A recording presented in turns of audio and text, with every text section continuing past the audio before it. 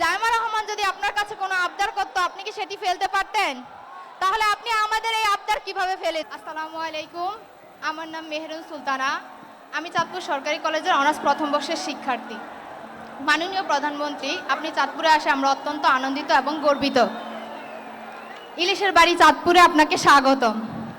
আমি বিগত 3 বছর ধরে চাঁদপুর সরকারি কলেজে পড়াশোনা করছি, কিন্তু বহু বছর ধরে চাঁদপুর সরকারি কলেজে অবকাঠামোগত কোনো উন্নয়ন দেখছি না। আমরা বর্তমানে চাঁদপুর সরকারি কলেজে প্রায় 17,000 শিক্ষার্থী আছি, কিন্তু সে তুলনায় জায়গা অনেক কম।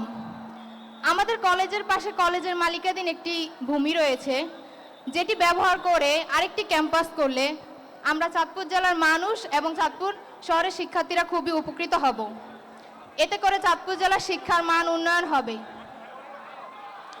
মাননীয় প্রধানমন্ত্রী, আমরা আপনার কাছে আশাবাদী যে আপনি মঞ্চে থাকা অবস্থায় কলেজের ওই ভূমি ব্যবহার করে আরেকটি ক্যাম্পাস করার ঘোষণা দিয়ে যাবেন। এটি করলে আমরা আপনার কাছে চিরকৃতজ্ঞ থাকব।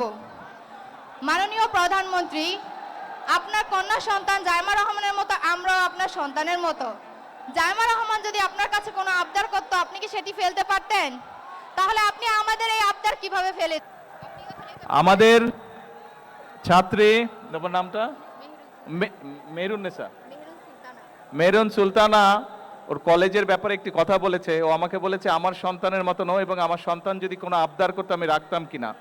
আমার সন্তান যদি কোনো আবদার করতো, সেটার যদি বাস্তবতা থাকতো বা বাস্তবতা থাকে, অবশ্যই আমি সেটা রাখবো। ও যেই আবদারটা করেছে,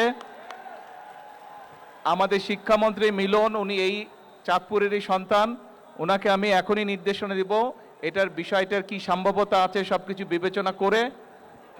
হ্যাঁ, কি ঠিক আছে? শুনেছেন? শুনেন নাই? আচ্ছা ঠিক আছে, তুমি তোমার কলেজের পক্ষ থেকে একটা দরখাস্ত দাও আমার কাছে। ওখানে যাও, গিয়ে প্রিন্সিপাল স্যারের সাথে কথা বলে একটা দরখাস্ত দাও, তারপর আমি দেখছি। সরকার থেকে কিছু আইন কানুন আছে, কাজেই আমরা চেষ্টা করব সম্ভবত যাচাই করে বাস্তবায়ন করতে। ঠিক আছে?